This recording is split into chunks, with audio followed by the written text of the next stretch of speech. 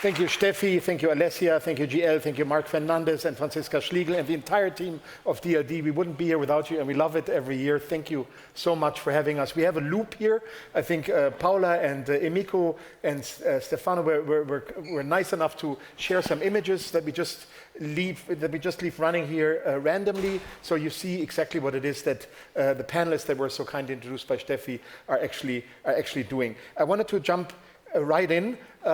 We talk about future city, circular, sustainable, digital, livable. And livable has that exclamation mark, which is very affirmative. But maybe we can also question some things here in the 30, 40 minutes that we have together. Because not everything, when we talk about transformation, is actually going towards the better. And we certainly, with a city like Valencia, which we'll hear about, you've been through some transformation, some of it forced, some of it coming out of what happened last year in your area and so forth. I really want to tap into that as well. But maybe first, maybe Emiko, tap into the creative aspect of any big city. You, and being an activist rather, and a spokesperson for the Club Commission, you went on record, I think, like few months ago with the National German Daily, where you actually did a survey with those that are running clubs in Munich. And an astonishing 46% of club owners said that they might have to close within the next year. That is, tell us what this is due to and why this is actually happening, and where you see potential of transformation in face of these things that are really not going that well. Yes, so I think first of all, club culture is a big part of Berlin's transformation. Berlin is a city that has been going through a major transformation with the Berlin Wall, with the 90s, with the industrial wastelands that were all being retransformed through art and culture into a creative city that became so popular that a lot of people wanted to come and live in Berlin, and a lot of students coming and tourism also coming.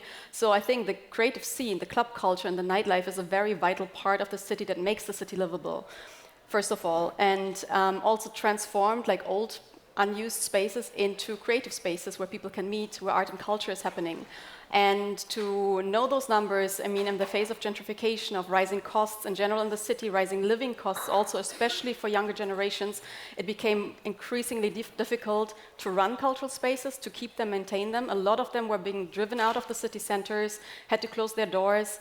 The economic situation is very difficult. Also, tourism is going down. So to have those numbers of clubs might close on a bigger number in the future, the city will lose, first of all, its heart, its creative scene, but also it's a major part of the city's economy, attracting, again, tourism, people to come and live in Berlin.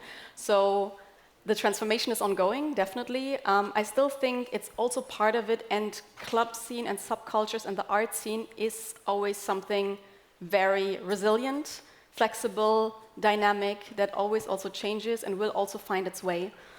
We are facing a lot of top-down decisions, and the scene that I represent with Club Commission, with Urbane Praxis, is the grassroots movements, the civil society, and the activist scene, as you said. So part of what we do also is really protesting, sending out demands. We are basically the link, the dialogue link between the free artist scene and politicians, and we communicate to them what the city would need to maintain those cultural spaces that are so vital to the city.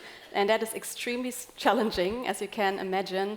But also in Berlin, I have to say, club culture is extremely established. Also, a lot of politicians are very well aware of how important they are for the city. And actually, we find some ways to work together to find solutions. For example, to use older spaces like Berlin has the old airports that have just been closed down, Tempelhof, but also Tegel. And we are actually right now in the process of bringing art and activism and club culture to the former airport spaces.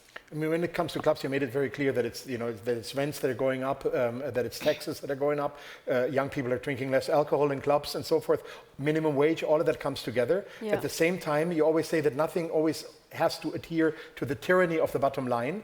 Like, there is no business case with everything. And I think it was Richard Sennett who said in the 70s that the creative class is essential, is an essential economic factor for post-industrial societies, especially cities. Post-industrial societies tend to cluster in cities. Coming from a city with, I guess, 3.5 million to now 850,000. Yeah. Let's hear it for Valencia. You said you're here as a councilwoman and spokesperson for this amazing place on earth. Maya just had a map here at an earlier talk showing the Mediterranean with Arl, of course, where she's very active. And just a little further down south, there is Valencia. Tell us about Valencia. You asked me to ask you to talk about Valencia. And then maybe delving into what you were just talking about, how important, with all of the things that you factor in when it comes to Valencia, is the creative class in that city? Okay, well, thank you very much for the opportunity. Valencia is the third largest city in Spain. We have 800,000 inhabitants, and we are now focused on innovation. That's really important. We have the best technological university in Spain is in Valencia. We are the city with more startup as inhabitants. We are the ecosystem that grow more in 2024, and we are creating a really good ecosystem between universities, between research institutes, between corporates, spin-offs, trying to grow as an economy and employment and give opportunity to our young people, but also trying to connect the talent with the challenges that we have as cities. So as you say, we have cities that, we have a lot of people living there. We have new challenges that we have been in Valencia, that we have the Dana, that climate change is putting new goals on the top of the politics that we have to implement. And what we need is data. For that data, innovation and transformation, digital transformation is really important. So what we are doing is to deploy IoT in all the city, trying to have data and trying to take decisions based on this data. So we have dashboards, and we're trying to be really effective with all the politics issues that we are running in the city. At the same time, what we go is to continue growing, but never losing the quality of life of the Valencia people. You know that Valencia is the best place to live in the world. Of course. It's not something that I say that I can corroborate, but Forbes, after asking everyone in the world, they say that Valencia is the best city to live in the world. We want to grow, but we want to continue to having this good quality of life. And for that, for us, the innovation is, how we have to work on that. We have transformed Valencia in a living lab. All the city is a living lab, so we have a sandbox ordinance. And if you want to develop one new case that you want to have a new product that can transform our services and make better life for the citizen in any, when we speak about tourism, but we speak also about water or whatever, you can do it in the city. So we are taking care of entrepreneurs that want to go to market, so they can do it in a fast way, they can test the solution in the city and have the feedback of the clients. But at the same time, we are transforming the city with this new technology that we are applying, trying to give better services, and we are also trying to have this quality of life that give us also a really vibrant city. We have a city with a lot of culture. We have launched now the Valencia Music City strategy, so we are trying to give this music life in all the neighborhoods of the city, and trying to work how now young people that you say that they drink in the streets, that they are changing the ways, how we can make to combine this with the neighbors and that they need to sleep. So we are running a lot of different testing programs, like we have the sustainable terrace, that if you go to a terrace in Valencia, you will have like a red light, but when you are really loud, it takes, a really strong color, so you know that you are too loud and you have to calm down, and we combine it with different... So the 850,000 people in Valencia that know that they are part of a living lab, as you said, they also are become quieter when a light changes. That's amazing. That is quite an achievement. We have now the pilot. We started on June, so I will tell you the results after some months. But we have been also training everyone and try to make a communication campaign. And of course, because the citizens are really part of the city. For us, the important thing is that we have an holistic strategy, and what we have is that everyone, is inside our strategy. And if we want to be a more sustainable city, more innovative city, more creative city, more inclusive city, were more sustainable accessible city. You were Sustainable City We need 2024, everyone. and you want to keep it. You want to keep that title forever. It's very commendable what you do. I think you made room in the mayor's office also for you. That there's no too much red tape and bureaucracy, and you really ask people to come. You provide them spaces and everything. That is great. I thank you for that, and I wish you good luck with it. We're going to delve into that a little further. We have Stefano on the panel, and Stefano, you could have stopped in 2014 when you created your vertical forest skyscrapers in Milano, and before that you had already an amazing career as a writer, as a professor at many universities, and have made an impact both in the world of the arts and architecture, actually building something, dealing with reality, so to speak. But I really want to tap into a new project of yours, not as new, but something that, of course, occupies your mind and that of those that you work with, and that is the forest city in China that you were commissioned to create. And maybe just to give us an understanding of where you come from in terms of the importance of CO2 emissions and all of these things that figure into your really commendable work. I mean, you are a pioneer in this field of circular, sustainable digital that we are talking about, and maybe we can wrap it all into giving us a little overview in terms of what your latest project involves. Thank you so much. No, well, so you were saying we started really with this attempt to put together architecture and living nature, where nature is not only an ornamental presence or a decoration, but is a basic component of our buildings, of our architectures. And we have done this with the idea to, let's say, to show how nature and basically all the natural-based solution can be helpful for our life. Plants and trees, we know well, are absorbing CO2, are absorbing the particulates, the dust of air pollution. They produce oxygen, they shade the buildings, and they reduce the consumption of energy for cooling the interior of the building.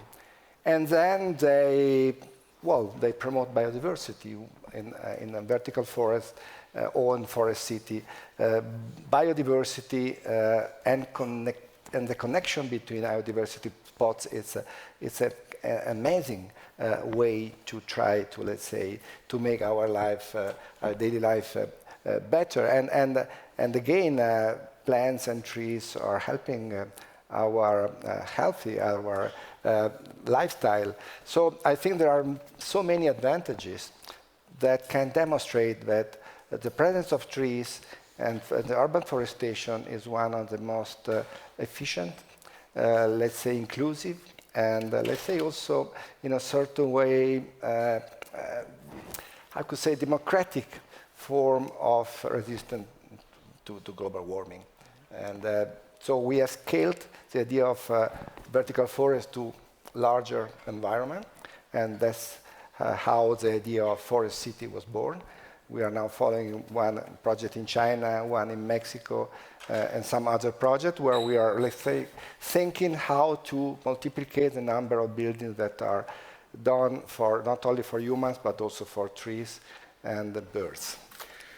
I think also for Milano, you're also in some like Paula is here working on 3 million trees until 2030, I believe. And you did the math. You said like a tree creates 110 kilos of oxygen a year and 400 kilos of carbon dioxide it is basically inhaling. So you do the math in terms of inhabitants of a city, how many plants should be there, not only trees, but plants and everything, to really turn this into a climate neutral city, right? I mean, that's figures what we are love to do. Yeah, we try to demonstrate this. And for instance, we have calculated that in Manhattan, if we could build 30 vertical forests, we could double the number of trees present in Central Park, and that's such an important, let's say, contribution to absorb CO2 and so on and so on and so on. So I think this is one of the tools we have.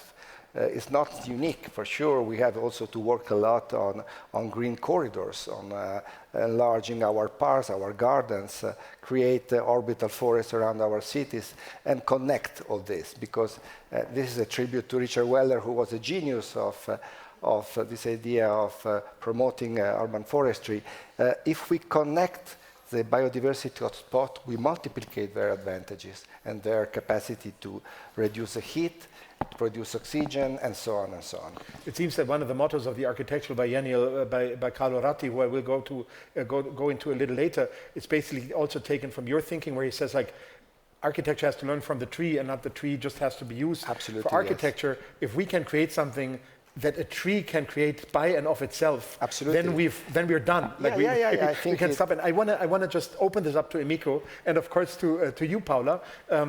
You did, I think, a book that was also won a UN award in 2023 about a green obsession. And in the preface or somewhere in a text, you also speak about the importance of awareness. And you say that we can create a better version of the Anthropocene that we live in at this very moment. And you actually talk about learning from animals that are co-inhabitants of our city. I would love to hear an example from you in terms of how does this learning take place, and also maybe from Emiko, like when you talk about the club culture, and also with you with wearing so many hats, from activist to spokeswoman to dancer and a performer yourself. Where do you learn from? Like, where do you think something has been done better? Maybe the red lights that Paula is talking about in Valencia. Where do you look for when you want to learn in terms of how to make a city livable when it comes to the creative scene? And the same with you. I was thinking, of course, of Valencia and your green lung, which I want to hear about once we hear from your examples. Thank you. Go ahead. No, well, I started to think of how to combine, let's say, the expectancy and the needs of humans together with the other, let's say, living species that cohabit with us in our city. In 2006, I was part of the competition for Grand Paris. Was promoted by Sarkozy, the former president of the French Republic, and together with Andrea Branzi, who was one of the genius of radical Italian design, we tried to propose the provocation, was the idea to let's say, host in the center of Paris, in the boulevard, in the park, 50,000 soccer cows and 10,000 monkeys. And the idea was, let's say, to say we should start to consider the expectation and the needs of the other living species in our environment. We have worked a lot on that, and the buildings that we build are also oriented to the region. One in Utrecht, just finished, is hosting 30 different species of birds, because in the facade we have the halls designed to host birds that should and could rest and nest in the hall of the facade. But I think that more in general, this is a crucial point. And during the COVID period, we have seen how much, in a moment where we are abandoning the public space, other living species are occupying the space that we have occupied their place. So if we talk about the idea of non-anthropocentric ethic, I think it's a very important concept. I think that what we have to do is not to abandon our place, our responsibility, but we have to learn how to represent the needs of the other species. This is very important. So how we can be capable to give voice to other kind of intelligences that we are not used to interpret and to represent when we plan the future of a city, for instance. Learning and awareness, Eniko. So, as I said, we represent especially like grassroots movements and local initiatives, and I think there is incredibly a lot of knowledge within the city and its inhabitants, and especially we should listen more and look more at marginalized communities that really often out of the need find solutions for their needs in the city to make it better and to support each other, and rather look at the bottom-up growth than the top-down decisions. I did a lot of studies and a lot of research on social movements in cities, also in like global megacities of the global south. So especially there, like often in the peripheries, a lot of communities often come together and build, if it's urban gardening communities. We also have that a lot in Berlin. So this is like solutions that are being founded by people from their own communities itself.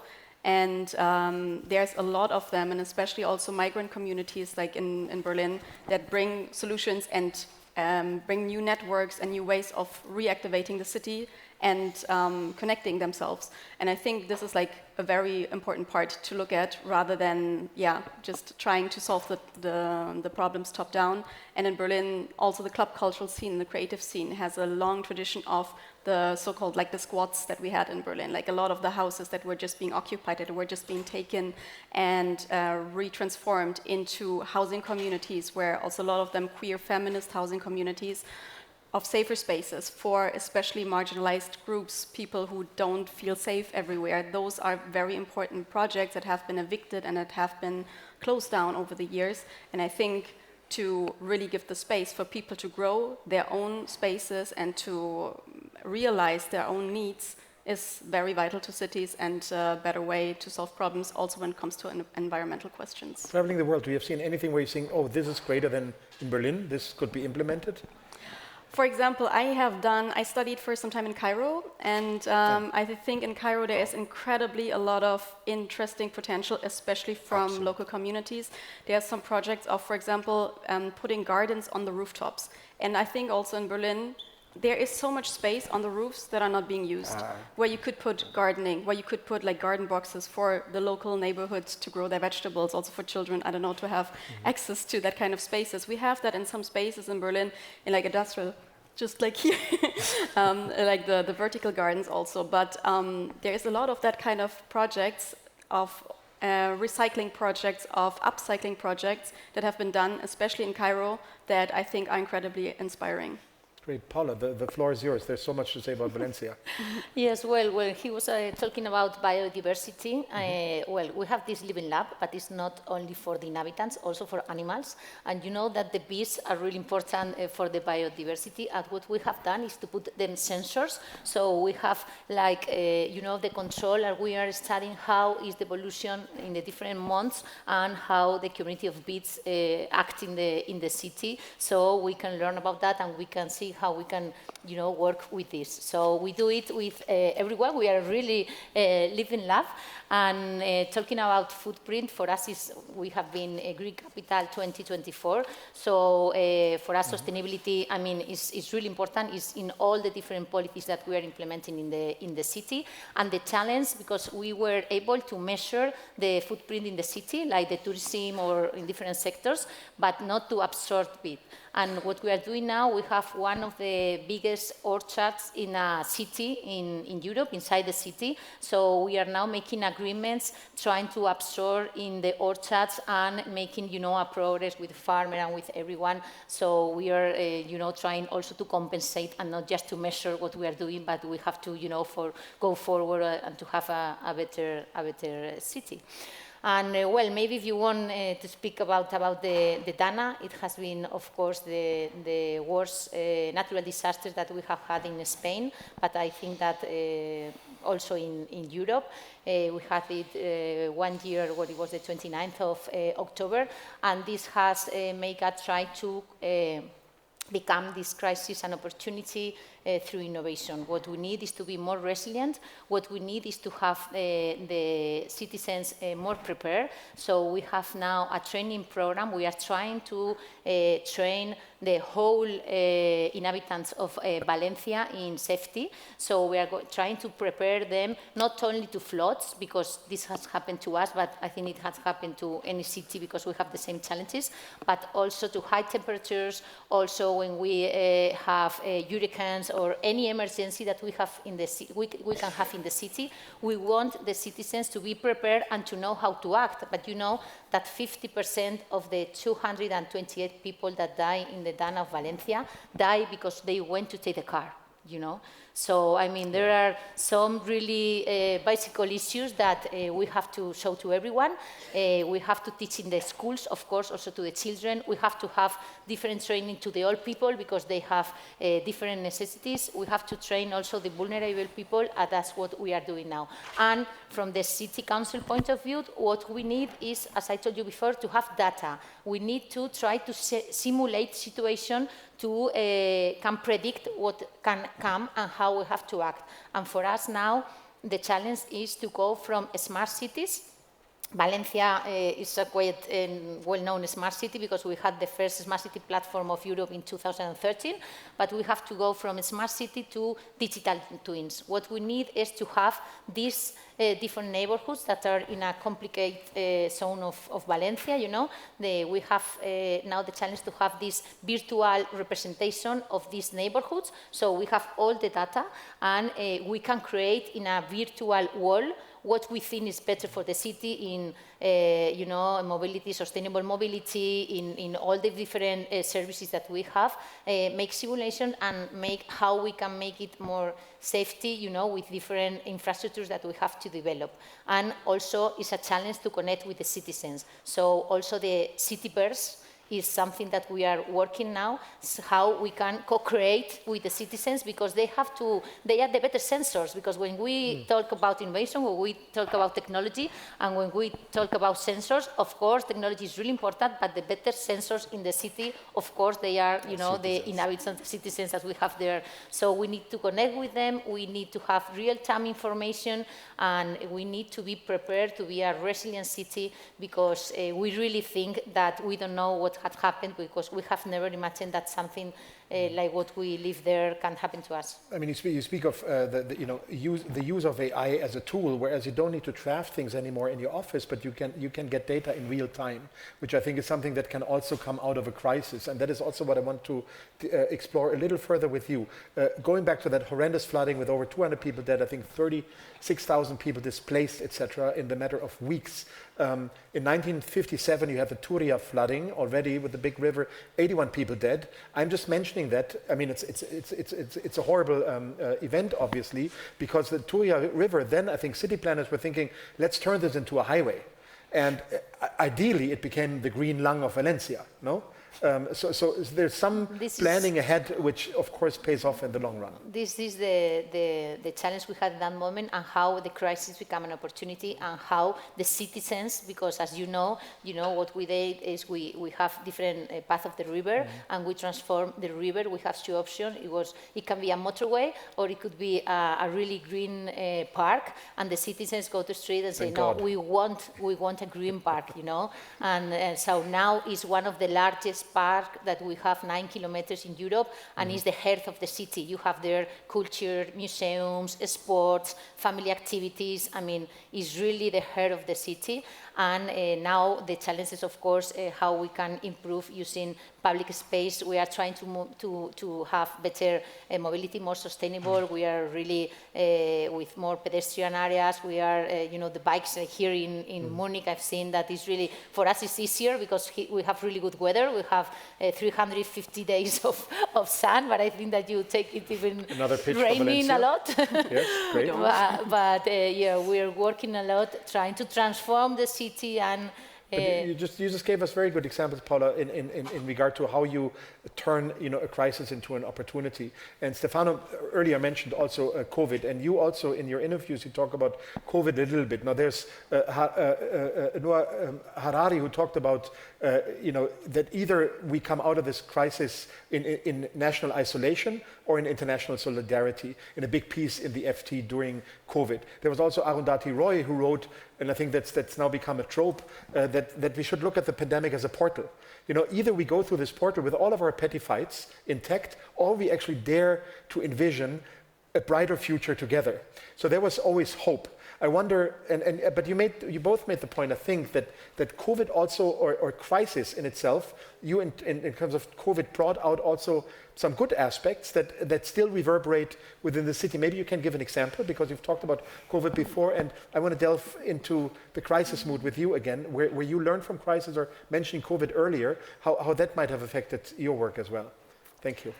Yeah, I mean, it's a very complex topic, because of course COVID hit especially the club culture and the cultural scene very, very hard. A lot of places had to be closed down for 2 years, and definitely the economic situation is extremely difficult. What it brought in a positive way, though, is that definitely there was much more attention, of course, to the cultural scene, and also to all the precarious way of how people work in it, and how, what kind of support is also needed. And also, I think a lot of people realized how much is missing when cultural spaces are actually closed in the city, and how vital they are to the cities. And one thing is also what I find, before everyone was a bit like, the cultural scene is very divided in a way, and everyone is working a lot on their own projects. But during COVID also, because everything was affected in the same way, there was definitely more networks growing, more support, more kind of unions. The Club Commission itself also became much more visible with its topics and got much more media attention. And we could speak a lot about the realities of the club scene because it was so much at stake. So I think also any type of crisis that brings together people to fight for their cause and build unions, build networks, build allyships, can also always bring out something positive. And I find also the transformation about like creating a part in the city that becomes a green space. Berlin has a very beautiful example of that as well with the Flughafen Tempelhof that used to be the airport in the city center. And also the people actually did vote for it within a referendum that it will be transformed into a park. Right now, it was used as a park and also for cultural events. Right now, there's a lot of fight about what's going to happen with it because the government, again, very top-down decision, wants to partly build on it.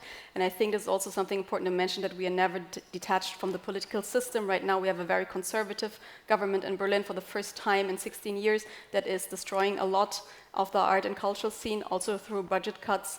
So this is also very important that I think we always have to consider the political level as well when we talk about urban transformations. Absolutely. Stefano? Thank you. No, well, I think that what we have learned from that tragedy, it's still here. So, for instance, I think that the idea of a 15-minute city, so the fact that we have to create an urban environment where everyone could find the utilities for your life in 15 minutes, walking or with a bicycle. It's a concept that was, let's say, very strong and very successful in that moment. And this can help us also to start to see how could be the future of our cities in terms of following the model of an archipelago of, let's say, islands where you can find everything you need for your life, healthy, schools, culture, shopping, and so on, in 15 minutes. But at the same time, the sea of the archipelago is done by green corridors, by a very efficient public transportation system, and every island not only hosts local utilities, but also something that should act as an attraction for the entire urban environment. So that's a concept that has been, let's say, promoted and in a certain way straightened exactly during the COVID period. The band is already here. It's like as if we were thanking at the Academy Awards our family for too long, and then the orchestra starts to play. But I have one more fact and two more questions that we can answer quickly with this round. I think we're doing very well time-wise because we started at 32 minutes. We got 40, so we turned it into another 5, and we're good. The one thing is, of course, and you have a fiscal background. You mentioned politics, and of course, you as an architect, by definition, have those that engage you as an architect.